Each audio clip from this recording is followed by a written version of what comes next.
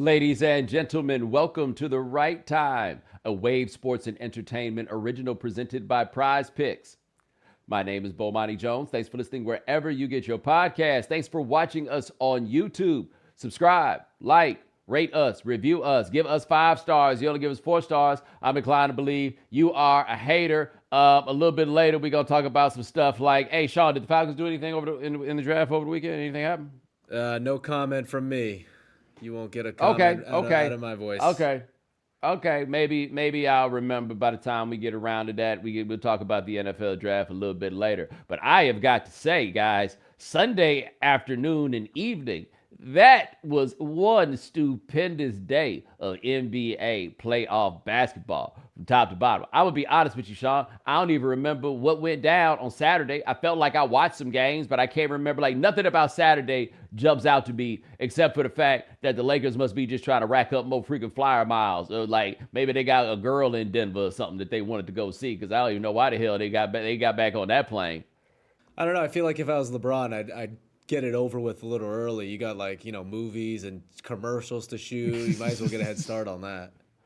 I will say this though, man, props to them. Nobody has put in so far. We have not seen a straight up 1-2-3 Cancun classic. That's true. Right? That's true. We have not seen that. I thought that Phoenix and Minnesota, that had all the makings of a 1-2-3 Cancun classic. But the Suns at least tried, and they gave it a run. They was just up against something bigger than them. And that something bigger than them was Ant-Man. We've been talking about Ant-Man on this show for a very, very, very, very, very long time, largely because I just find him to be delightful, also because he cold as hell. But the other part, and Sean, I wonder how this resonates with you, because we got a little generational difference in this. I don't know for you guys. Like, are you an actual Zoomer? No, I think I'm technically a millennial. Okay, but you over there, you close. Like, y'all are like, sure, they there. Yeah, like, you know, like, have you reached a point yet where stuff happens there? You be like, yo, I'm a little bit too old for that. Like, have you gotten to that place with the Zoomers? All the time, yeah. Okay. Just trying to get comfortable and get a gauge on, where exactly you at. But anyway, Ant-Man wants it. Like he absolutely 100% wants it, and he enjoys talking shit to these people. He enjoys getting in their face. They said at the end, I'm playing against my favorite player. Talking about Kevin Durant, he said he's playing against his favorite player, and he got to talk a little to him and let him know that he sent him home. Like that, his wiring on this is, I'm going to show honor to my hero by putting his dusty ass out of here. Which they don't really make them like that anymore. Like, that kind of dog mentality is rare to find. Yeah.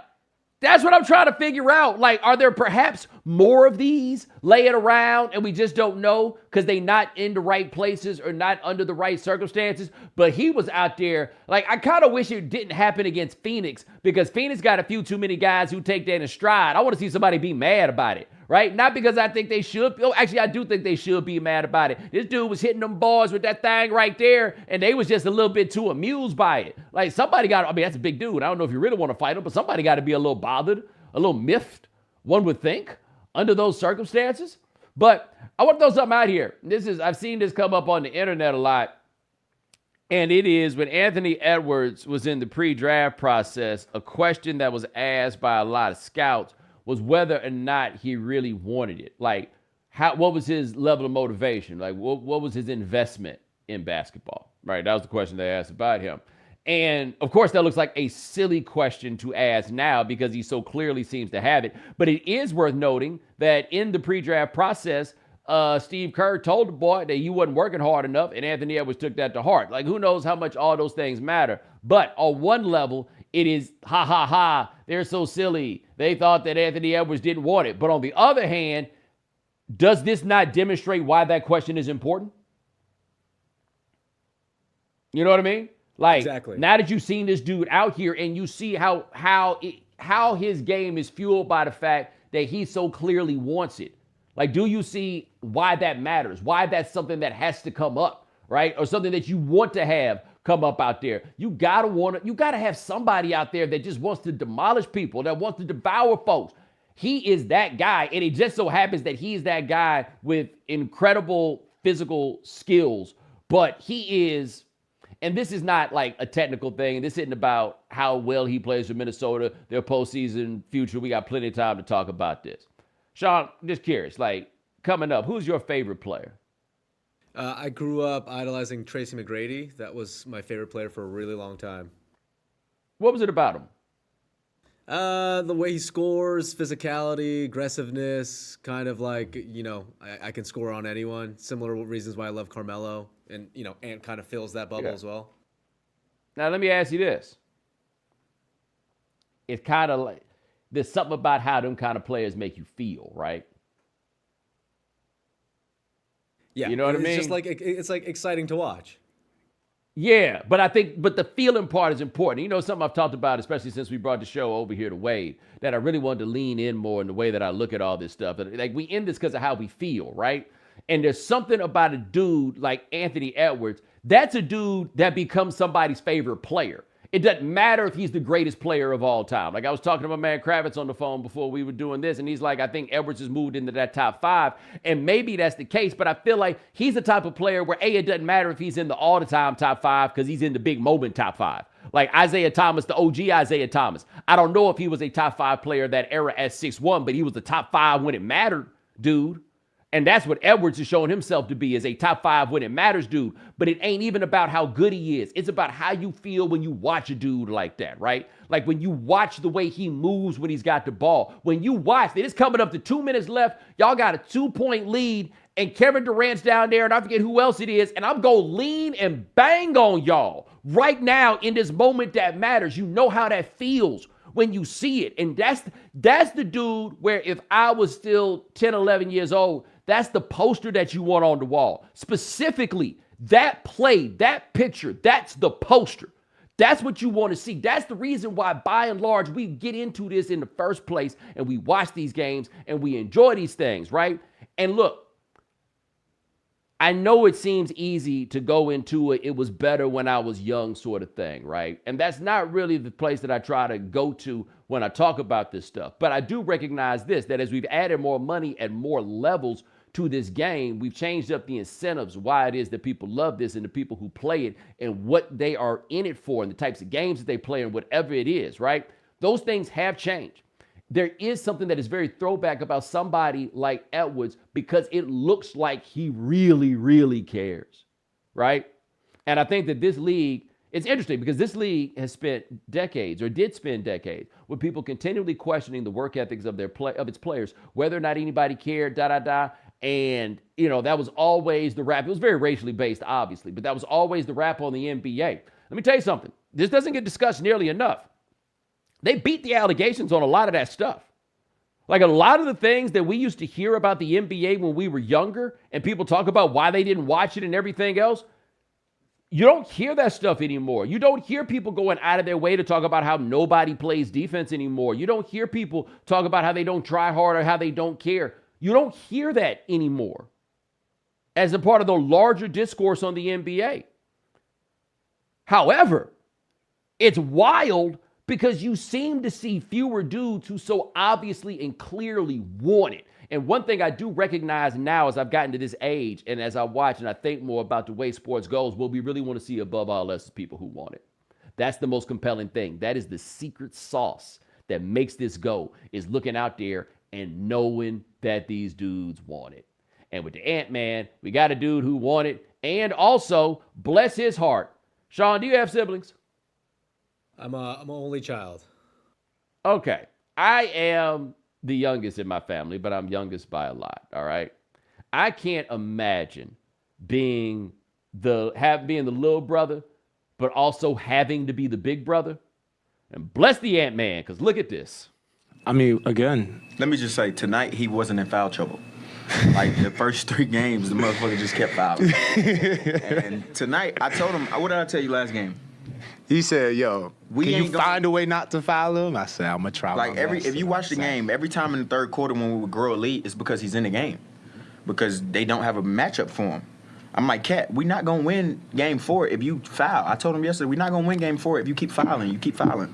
And you see what he did in the third quarter. You see what he did in the fourth quarter. Like, He's like I always tell you, he's the best offensive player on the team. Like if he's not in foul trouble, it's a problem for any team that got a guard us because he can stretch the floor, he can post, he can play off the catch, he can pass. I mean, he can do everything. So we just got to keep him from getting in foul trouble, and he's gonna be great every night.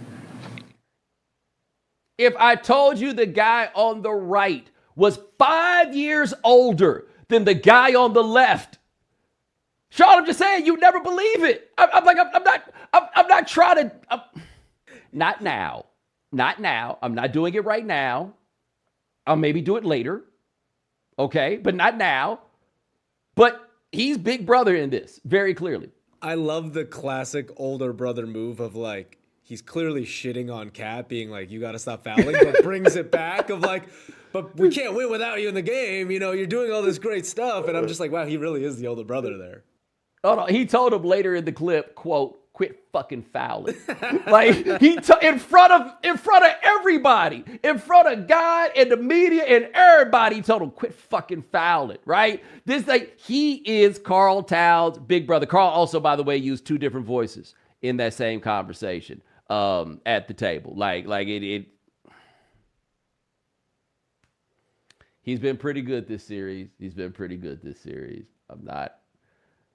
I just don't like what he stands for, guys.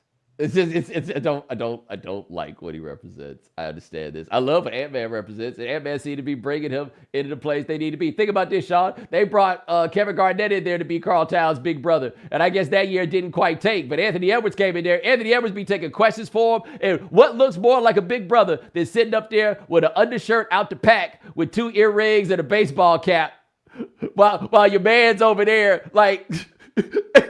No, I don't want to say that because that sounds bad. Every example of what I want to say that looks like would perhaps seem to be racially derogatory to some people. But I am saying the big brother in the undershirt out the pack, which is what I'm calling him now because I don't think we can call him what we used to call him. I feel like that's an inappropriate term. I don't know if we've had a public reckoning about what we call the tank top undershirt out the pack. But he in the tank top undershirt out the pack, while Karl Towns is over there dressed in like full clothes. Like that's what happens with somebody like daddy got a raise in between these two kids. Like, you know what it looked like? That's what it looked like. It looked like they brothers, but Anthony Anderson lived with baby mama number 1 and Karl Towns lived with baby mama number 2 who daddy did actually married. Like that is visually what that picture looked like right there with those two dudes. But congrats to Minnesota. They going to wind up playing Denver in all likelihood. I can't wait for that series. Sean, you say you are a Rockets fan. You are not a Knicks fan. Were you never a Knicks fan?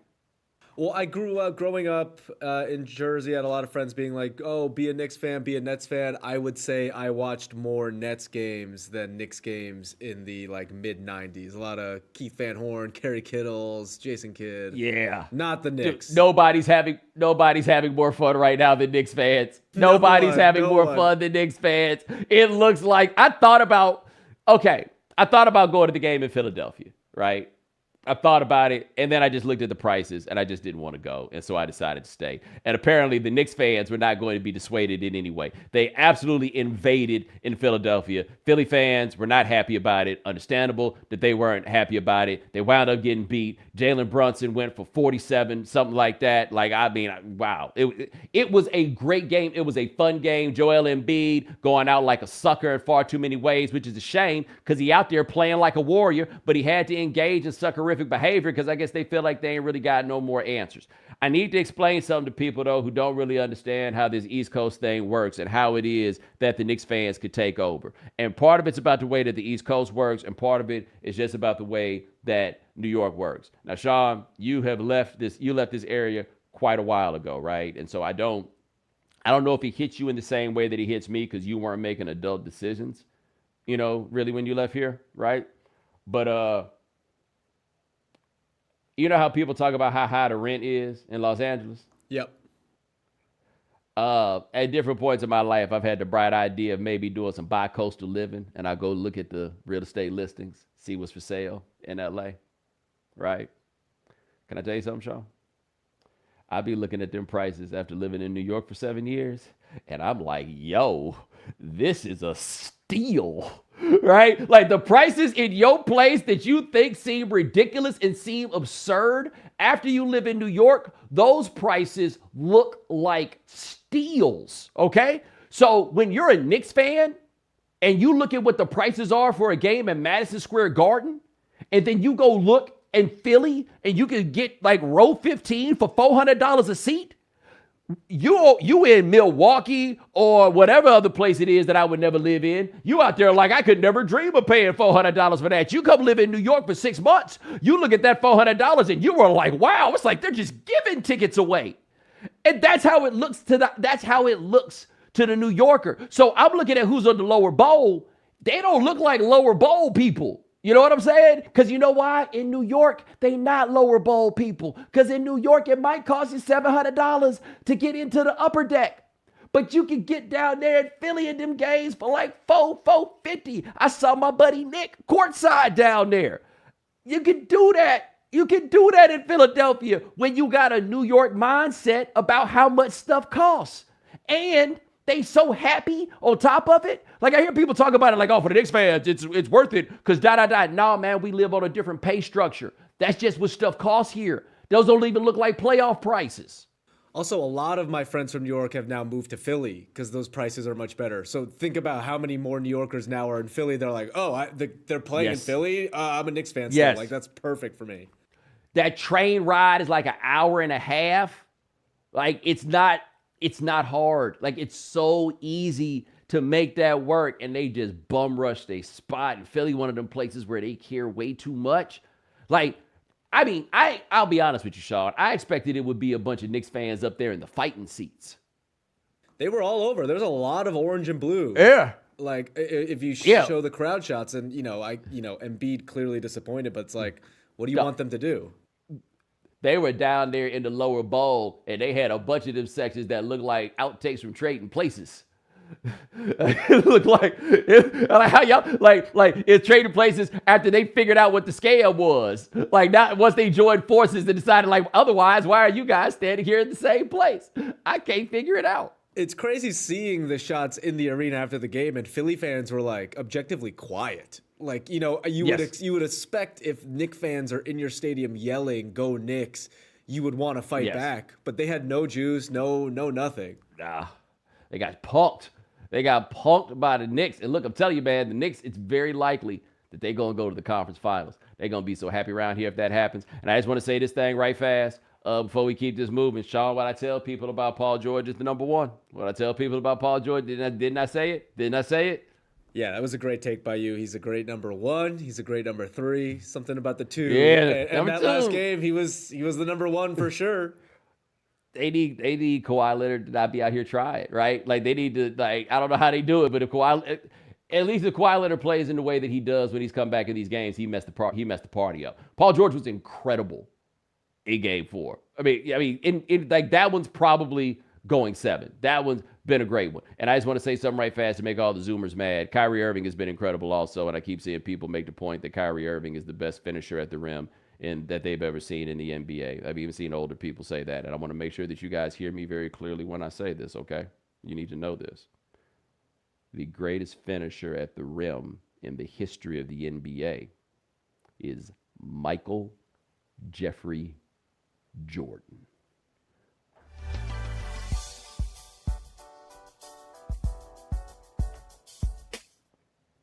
All right, Sean, I don't be watching the draft. Not anymore. Not during the playoffs. I watch the playoffs and I watch the draft on social media just to see how people are going to react. And I wasn't really paying too much attention. And then I looked at my mentions and I saw my good buddy L. Duncan. And L. Duncan said that this is why Bomani tells y'all to get off that narcotic. And I had no idea what in the world had transpired with the Atlanta Falcons to make that a get off that narcotic moment. And then I looked up and it said that the Atlanta Falcons had drafted Michael Penix Jr. at quarterback. And Sean, why are you doing this? Like, why do you look like this already? Oh man, tough. I sent you a text and you were like, I think something along the lines of, you're like, it kind of does make sense, as boneheaded as it was of a decision. See. Hear me out here. Hear me out. Okay? I think you guys have got this wrong. drafting Michael Penix was not the bad decision, okay? If you think that you see a franchise quarterback, okay? Not a starting quarterback, but a franchise quarterback. If you think that there is a franchise quarterback in the draft and you do not have a franchise quarterback, and that franchise quarterback that you believe you see is available at that moment, and you don't have a franchise quarterback. Now, Sean, as you hear me say that, what is your first thought? $100 million plus contract to Kirk Cousins. Yes. I knew that was where you were going. You were going to say, yes, but they gave a $100 million contract to Kirk Cousins, okay? But I would like to ask you this question. Do you believe that Kirk Cousins is a franchise quarterback or merely a starting quarterback? I think he's a starting quarterback, and I think it's evidenced by the fact that you would tell your franchise quarterback that you're drafting another quarterback, and yet they did not tell their starting quarterback that they're drafting another quarterback. See, you're getting the subtleties and nuances of the situation, right? Kirk Cousins ain't nobody been willing to make an honest woman out of him. Nope. He is Mr. Right Now at every turn. Even a team that gave him a guaranteed 3-year contract was like, shit, can't wait till he moves out. Like, he is Mr. Right Now. That's what happened. That's all it is. And what I think the Falcons are saying to us is, look, a starting quarterback these days goes for $40 million per year. That's not franchise quarterback prices. That is starting quarterback prices. $40 million a year. They gave that to Kirk Cousins. Now, I'm just going to ask everybody that's out here listening to me right now, okay? Everybody that's out here listening to me. I'm just going to ask you this, okay? If you thought that a great quarterback for your future was directly in front of you in the draft, would you not take him because you had Kirk Cousins? Would you? Right. Now, the question ultimately is Michael Penix a franchise quarterback? I joked after they did this, it was kind of wild because they just signed Kirk Cousins, and then with the number 8 pick, they signed a quarterback that's the same age as him. Penix is not the same age as him. I want to say that he'll be 24 at the start of the season. Far too much is being made of how old Michael Penix is. This is not a running back. This is not a wide receiver. This is a position where if it goes right, he plays into his late 30s. More important than that is you're not drafting.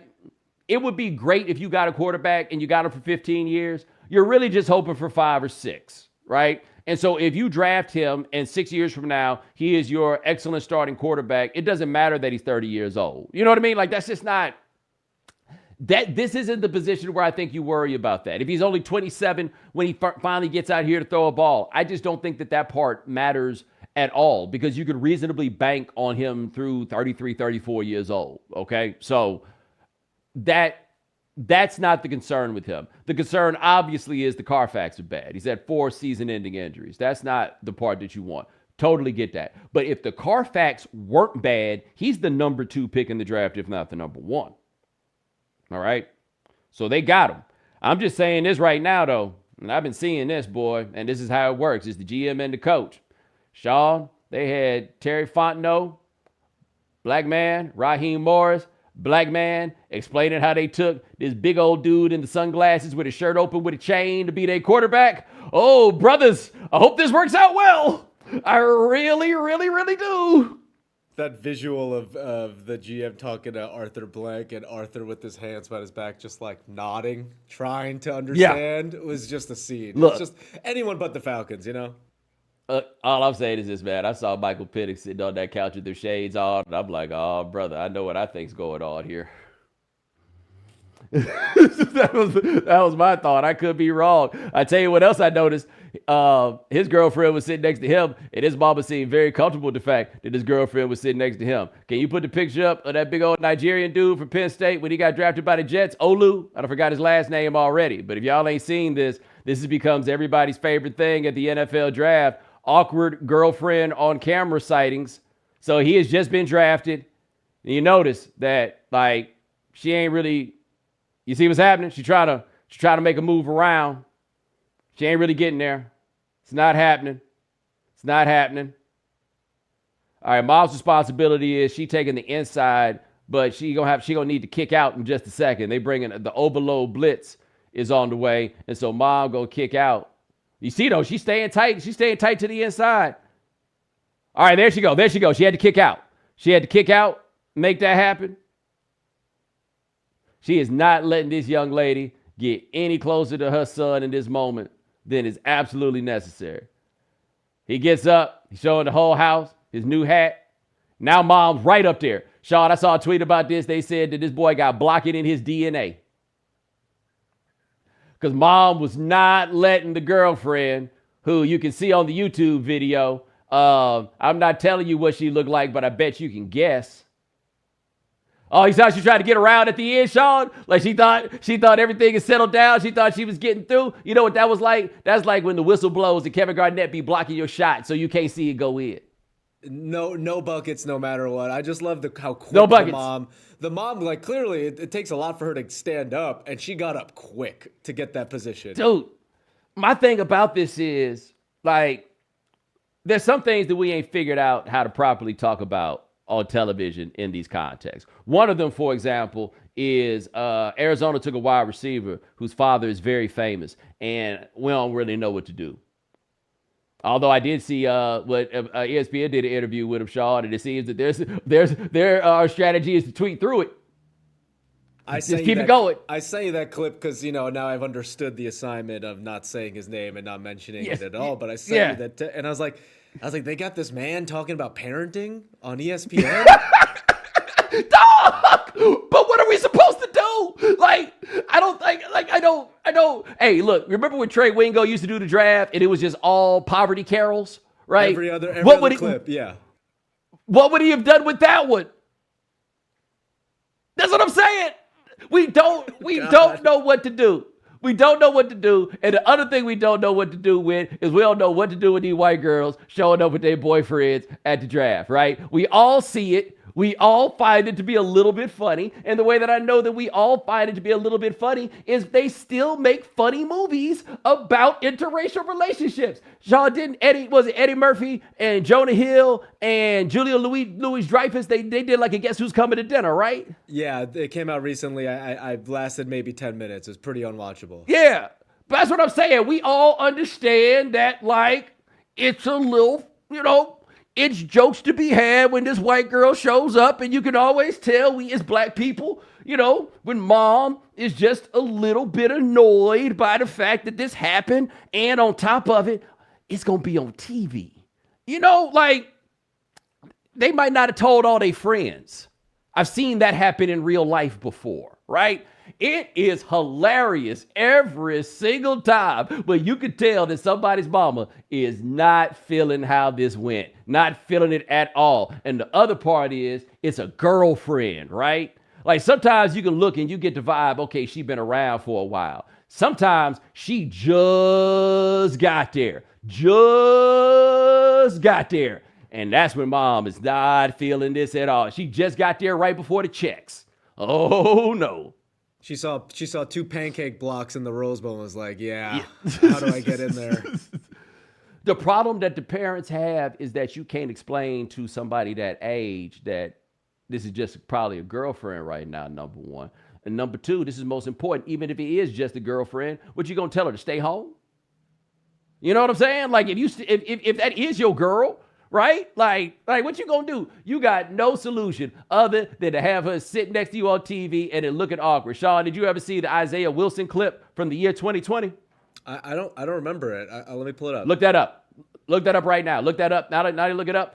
After you find it, I want you to put it up on the screen for the people to see. Now, for those of you who don't remember Isaiah Wilson, I do not blame you. He played for the University of Georgia, and then he went to Tennessee, and he was there for like 15, maybe 20 minutes for whatever reason. They got him out of there. It was not going. But this, I believe, was the COVID draft where everybody was just stuck at the crib, and my man was at his crib in Brooklyn, so they ain't had no space. You know what I'm saying? So he at the crib in Brooklyn. Sean, you come across it yet?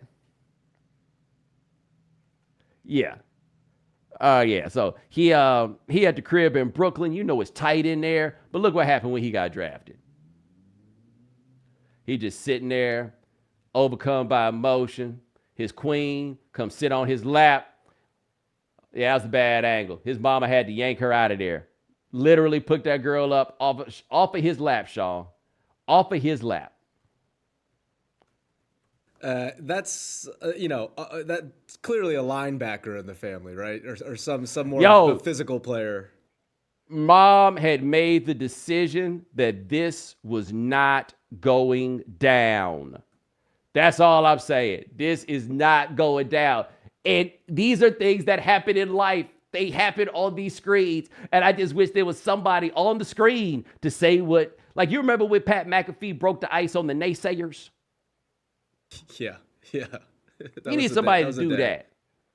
Yeah, Sean, get the people the full view. I just sent it to you. If you can get the people the full view of what I'm talking about here with Isaiah Wilson. Mom's yanked her off his lap. She really thought that she was there being tender, right? Now, I don't know what role the camera being in the house played in this, but she thought that she was being tender in this, and Isaiah Wilson's mama was ending all of that. Here we go. Girl, you know. Did the boy even notice what was going on? I love that there's a clear struggle where, like, you don't see their mouths, but Yes. she's like, I'm here. Leave me alone. I'm okay. That girl bold, too. If I'm in that woman's house, I can't even see her. And I'm going to tell you right now, if I was in her house, I'd have just got my ass up. Personally. I would have just left. That's what I would have done. I would have left. Yeah, time's up. I got one last thing for y'all. We got a new favorite player coming off the draft. This is my man, Keon Coleman. Keon Coleman played wide receiver at Florida State. And I think a lot of you guys hear me talk about people being from Opelousas, Louisiana. And he is not exactly an example of what I mean when I talk about Opelousas All-Star. But when you hear this man talk, he's an Opelousas All-Star. And I need you to understand what I'm about to show you or play for you. This is before the press conference has even started. He was just sitting down. And this is watch the magic. From there, Huh? Got you a coat from here? Nah, man, you forgot I went to school in Michigan for 2 years? Guess where I got this from, though? Where you get That I'm saying you gotta guess. You gonna be wrong, though, but guess. time is up. Nah. Macy's. What you mean? They be on sale on the rack, all the colors. Right. Look, $79, $89. Nice little deal. You can get the trench coat for like $100. Nice little. I'll take you there personally. I might go get some more colors. I need a blue one and another red one. Got you. I'm with you. There's good Thanksgiving sales too. That's what I usually do. See, I ain't know nothing about Thanksgiving. I shop like my mom. I get my coats in the summertime. You gotta shop a season or two before, just in case, and they be cheaper. Cause you go at Thanksgiving, everybody in Thanksgiving, you know what I'm saying? Who we starting with? Oh. He didn't even know. This is not the press conference. Sean, this is why that boy's a team captain. Because he is a very particular person that we all know in our lives. Not everybody does this, but a guy like him is so handy. And he is not only the dude that knows a good deal, but the dude who tells you where to go to get that good deal. And just so you know what a good dude he is, he told that dude that he would take him personally to go shop for these coats. Sean, he'd been in Buffalo for like 45 minutes. He don't even know where the Macy's is. And when he said, I will take you there personally, he means that. Like, he will come back in the next day and be like, hey, bro, if you want to go down to get them coats, you let me know. I found where they at. Just a pure soul who, like, means everything he says type person. And I think, like you said, that's someone who everyone in the locker room is going to love. Who shows up to town and offers to show the locals around? That is what he sat down and said he was going to do. He's like, look, I will take you there. And she put little mama on game. She talked about a Thanksgiving sale. He's like, no, you got to shop a season or two early. See? Right? And he's so proud of himself for putting everybody onto this game. And again, he's not doing that because it's a press conference. He doesn't even think the press conference has started. He's just making conversation with the people who are in front of him. I love when he said like we get our winter clothes in the summertime because that's Yes. like, I grew up in that same way, and I'm like, that's the sign of someone who's raised really well and holds those Yes. values and morals. And remembers the exact price, $79.89. You get the trench coat for $100, right? When people start running down for you everything by the item, like he has gone in there and he came out of there and let everybody know, hey baby, Macy got them a nice little deal. That's what he called it. He called it a nice little deal. He was so proud of himself for the deal that he got on that coat that somebody noticed. I'm rooting for that boy. I'm telling you.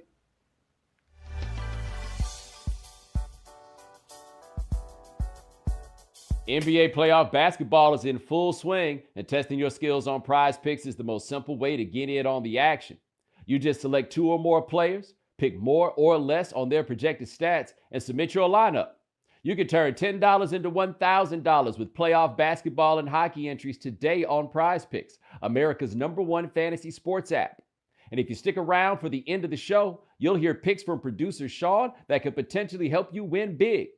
Prize Picks is really simple to play, and you can make your picks and submit your entry in less than 60 seconds.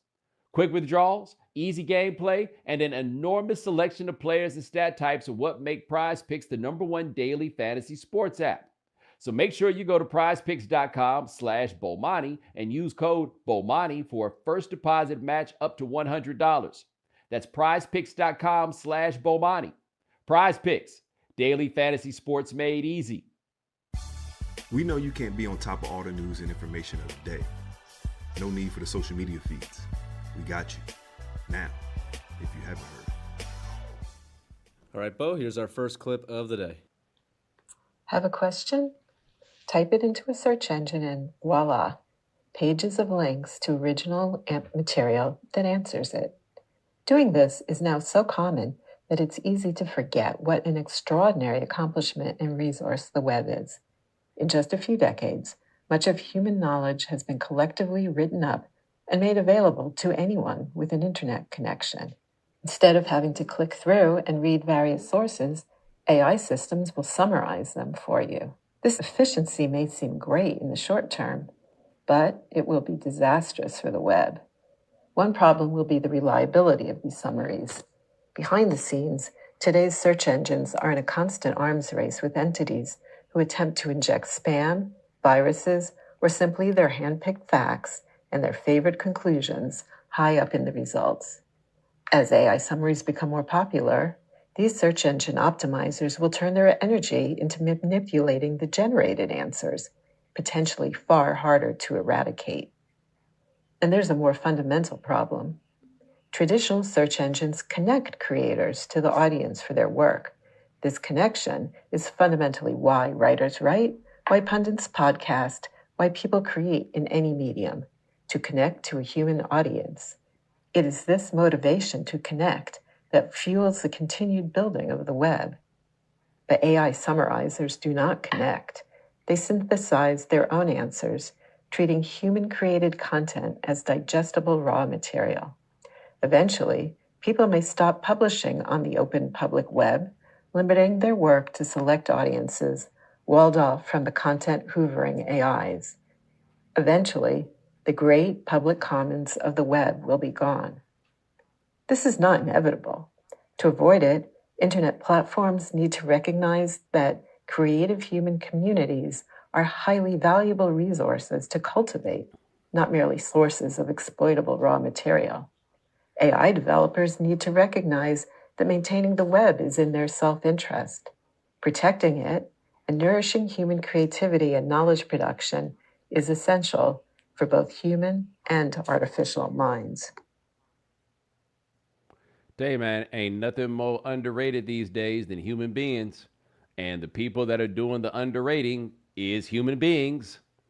Right, we are going to be complicit in our own destruction and what they describe as a problem. My brother and I were talking about this, though, and he made a very interesting point that as of now, AI is worse. This is the worst version of AI that we're ever going to get.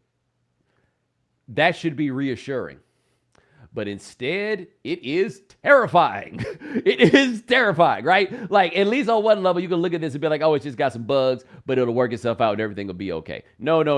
I look at this and I'm just like, yo, our overlords are going to get even smarter and we're going to be in big trouble, buddy. I have never heard a reassuring or uplifting AI story on this show today to date. So I don't think we'll get it. I'd be struck. I stay struggling in recognizing that there's ways that I can use it to make my life better, but at the same time, I feel like we need to take a stand, right? Like, it's so like somebody gotta stand up against this. You can't just pop in and be like, oh, but it's good for me this time. You know what I'm saying? Like, but at the same time, I feel like it's over. I feel like it's a wrap. It's for sure inevitable, but like, why can't I delay the inevitable by just using my own brain just a little bit? Yeah, maybe we gotta move to some of them countries that ain't got all this internet. Not a bad move. Right. Let me tell you, that's what we say. That's what we say. I was talking to my boy the other day about, like, if something happens and we gotta, like, escape, you know what I'm saying? And we gotta go find a new place or whatever. And I'm like, hey man, one thing, my number one requirement, you gotta have electricity all the time. Yeah, not just all when the shit time. hits the fan. That's right. Here's actually a somewhat uplifting story. I'm shocked by this one. Hi, Bomani. My name is Jamil Zaki. I'm a professor of psychology at Stanford University and author of a new book called Hope for Cynics. And this week, I published a piece in Vox called Compassion is Making a Comeback in America. Empathy is the ability to share, understand, and care about other people's feelings. And since the 1970s, psychologists have asked people about their empathy using a simple questionnaire. For instance, you might be asked how much you have tender, concerned feelings for people less fortunate than yourself, or how much you look at everyone's side of a disagreement before making a decision. Millions of people have taken this empathy questionnaire and gotten empathy scores. And in 2011, researchers found that American empathy had been falling from the 1970s through 2009. The average American's empathy in 2009 was lower than 75% of Americans just 30 years before. This spurred 1,000 think pieces on moral decline, kids these days, and everything you can think of. But last year, these same researchers updated their data, and it turns out that American empathy and compassion have made a comeback. People report being just as caring and thoughtful as they were in the 1970s. We don't know exactly why empathy fell or why it returned. History is not an experiment. One idea is that times of great suffering often bring people together and raise kindness, and we've had plenty of suffering in this short decade. One more point. The fall of empathy in 2011 went viral, but the recovery has gone under the radar. People have a keen eye for the worst things that others do, and that's what the news shows us. That's why it's the news. But everyday people are often kinder and more open-minded than we realize. Sometimes we just need to look a little closer. Go Celtics. First, I would like to say that was a very reassuring tone of that story, and I would like for some of you kinder people, could you start following me on social media platforms, please?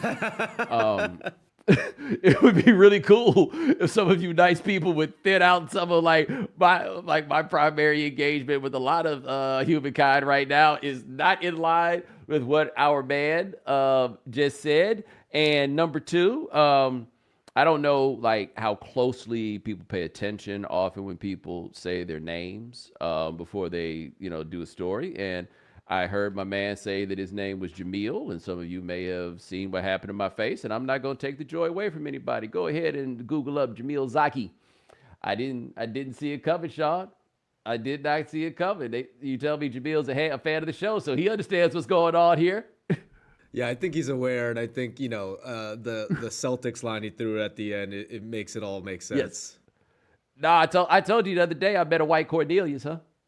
You did not tell me that. That's wild. I met a white dude named Cornelius, and I told him that he did not resemble any of the other Cornelii that I had met.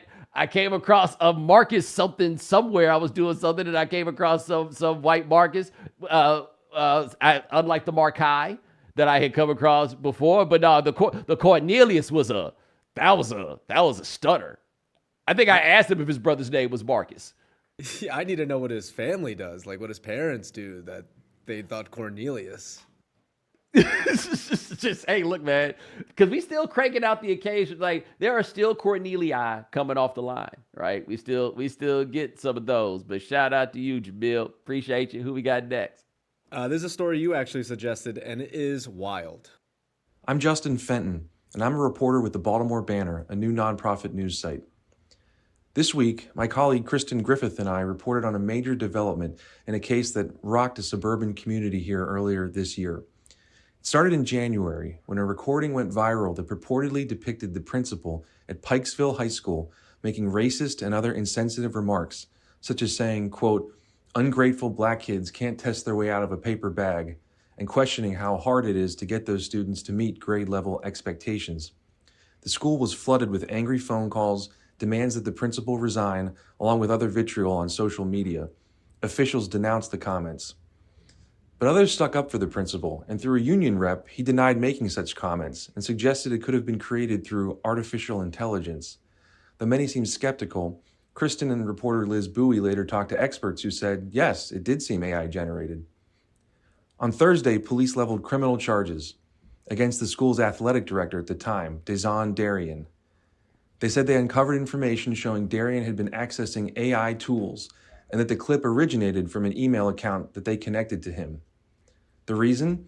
Retaliation. Darien was being investigated at the time for making an improper payment to an athletics coach who was also his roommate. He was arrested while trying to board an airplane to Texas with a gun. Authorities said the case may be the first of its kind, and since no statutes existed to charge him for making the recording, he was charged with disrupting school activities and counts related to the improper payments. It's likely that legislators across the country will be taking up this issue in months and years to come as AI becomes more prevalent. All right, first of all, Justin Fenton's a really good reporter. I didn't realize that he had done this story. Shout out to him. Number two, Shaw, can you imagine being that principal and trying to explain to people that no, it's not me. It's crazy to me too, right? It sounds just like me, but I swear it's not me. And the things they had him saying, they had him out here sounding like an Uncle Tom. So that make it even worse, right? Like he couldn't come back to work. Like, is your woman even gonna believe you? Like who? Whoa. Like hearing that clip and then going outwardly to deny it makes me feel like you're guilty. You know, like it's almost like that's more of a red flag, but he was in the right. Like that was just all AI. Because you know, some of his friends believed him. Many did not. Right? I have no idea what views he actually harbors. If he has ever said anything that might lead somebody to believe that maybe this is such a thing that he would say. But man, and I've been in a similar place than this boy. When people decide they want to destroy you, the lengths that they want. It's one thing when somebody's got beef with you. It's another when they are like, I am going to destroy you and your entire reputation. Like, can this man ever come back to work? And at least there? Can he ever come back? Especially in a schooling situation, I feel like momentum like that builds so quickly that it's almost impossible to slow it down. So to your point, even if he's not guilty of doing this, it's hard to look at him the same way because all these parents are just gonna be like, isn't that the guy? Or at least AI said this thing in his place. Yeah. And I ain't gonna lie to you, man. I hope that man gets his life back on track. But if I were him and I did not get my life back on track, I would have a new life. And my new life would be haunting that man who did this to me.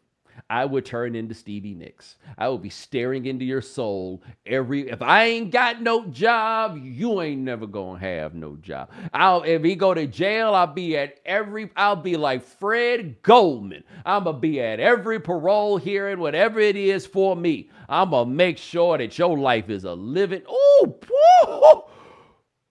Whew.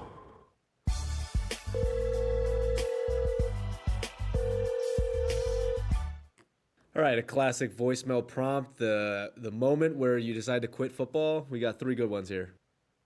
Hey, Bomani, Corday Snell from the Bay. the time I decided to quit football was when my teammate decided to jump on the pile, right? So I'm a D lineman. I'm having a good game, 5 tackles, 1 sack, right? Okay, I'm off to a good game. Don't get hurt. My teammate decides that he want to be a practice All-American, and he runs and jumps on the pile. Now, does he jump on the pile? No. He misses the pile, lands on my knee, and tears my MCL. I'm out for 8 to 10 weeks. Now, this was the third injury I had sustained in the most recent years. I got torn my MCL, I had a season once, and I had a bad concussion. But I think the last one was God trying to tell me, hey, fella, you don't need to be doing this. And I was just like, if a teammate is injuring me and I'm not doing nothing, might be a time to let it go. Because a few months before that, I had started doing comedy, and I ain't never got ran up on because of my side. Thanks, Bomani. Love the show. My favorite part, Shaw, I was having a good game. 5 tackles, 1 sack. You remember that to this day.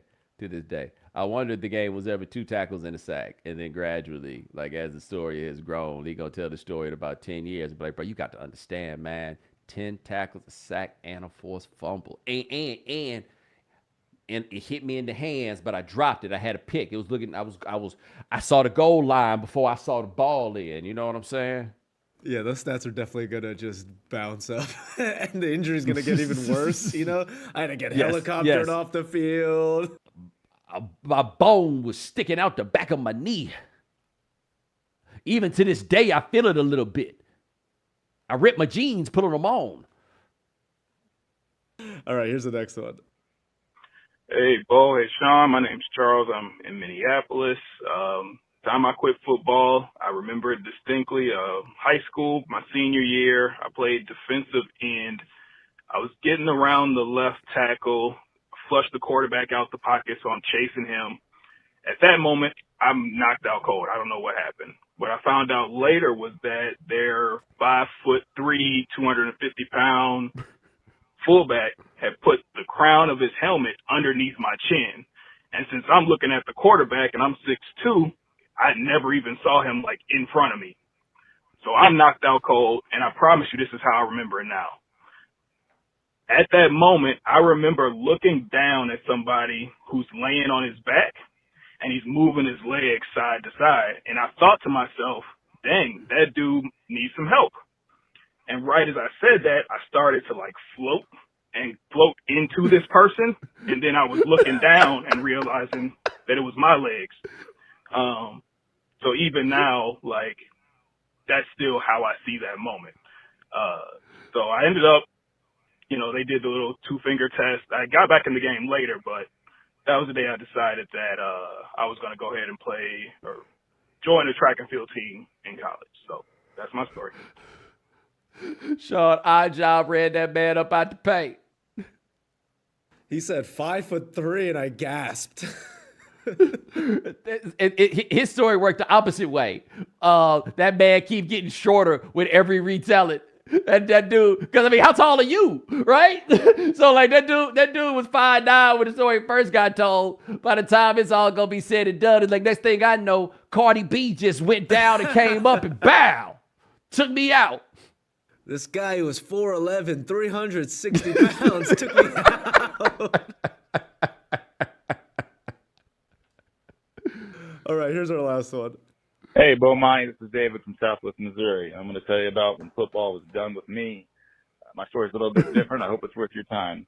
I found myself a 33-year-old married father playing non-pro football, which made it my 21st season as a football player. We were in our first round of our playoffs where our team had traveled a couple of hours to play us.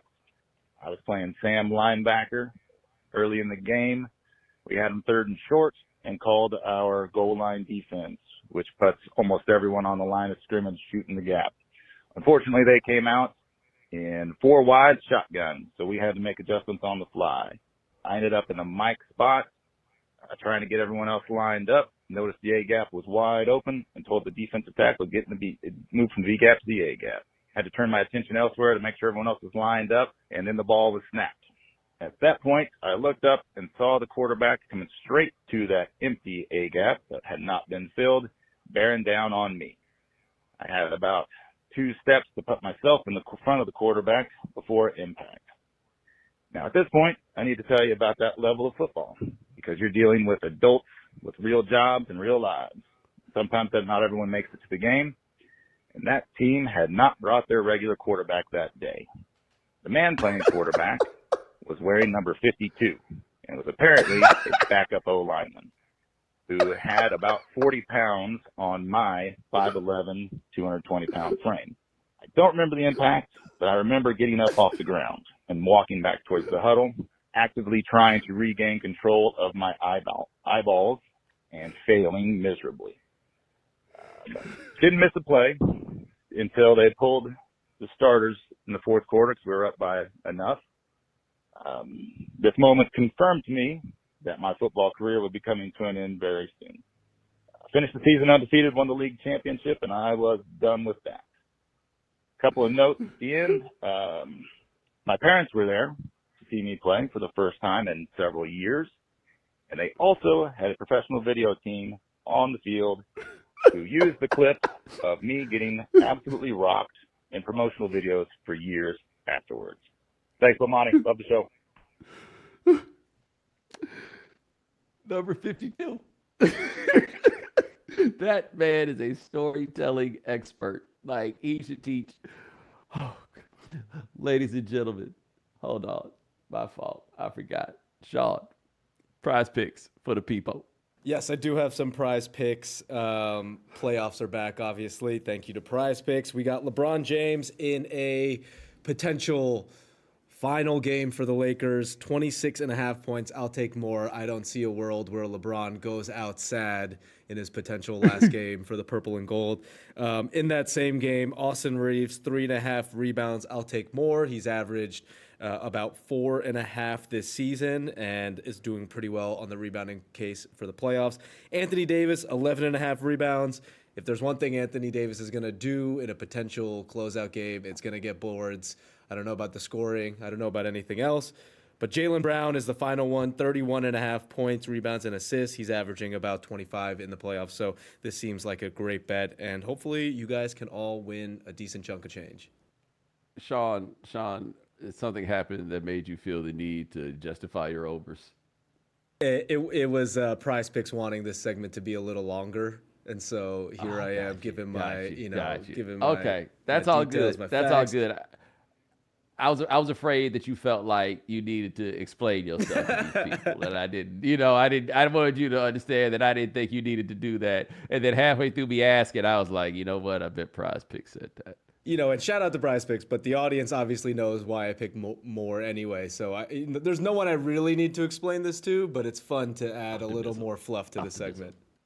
Optimism. It's appreciated, man. And ladies and gentlemen, thanks so much for joining us here on The Right Time. We do this 3 times a week. That is Sean Yu. He handles everything behind the scenes. Thank you, sir. Also, thank you to our If You Haven't Heard contributors. Thanks to Judith Donath of The Atlantic. Check out her story on the end of the web as we know it. Thanks to Jamil Zaki of Vox. Check out his story on compassion making a comeback in America at Vox.com. And thanks to Justin Fenton of the Baltimore Banner. Check out his wild story about an athletic director accused of framing his boss with AI, and then he got arrested at the airport with a gun. Remember, follow The Right Time. Subscribe, like, rate us, review us, give us 5 stars. You only give us 4 stars, I'm inclined to believe you are a hater, and we'll talk to you guys in a couple of days. Take it easy.